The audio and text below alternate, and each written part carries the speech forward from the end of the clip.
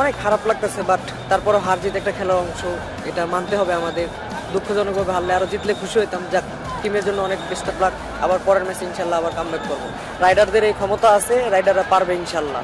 মার্শাল্লাহ এনজয় করেছি, তবে টিমটা হারাতে অনেক খারাপ লাগছে, বাট আর কিছু না। তবে জয়ের লড়াই হবে ইনশাল্লাহ, আমরা জয় আবার কামব্যাক করবো।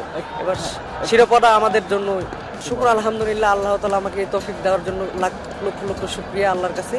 বাট এটা অনেক দিনের স্বপ্ন ছিল, আমি একটা ফ্যান হিসেবে ক্রিকেটের, যে আমি একদিন এক সময় ইন্টারন্যাশনাল ক্রিকেট স্টেডিয়ামে যা একটা কোনো ইন্টারন্যাশনাল প্লেয়ারের কাছ থেকে ট্রফি পাবো। আলহামদুলিল্লাহ অনেক এক্সাইটেড, অনেক ভাগ্যবান আমি। বিসিবিকে অনেক অনেক ধন্যবাদ এই আয়োজনটা করার জন্য, যে আমাদের ফ্যানরা আরও উজ্জীবিত হবে আমাদের দেখে, যে আজকে আমাকে দেখে কেউ উজ্জীবিত হবে, আরও ভালো কিছু করার চেষ্টা করবো।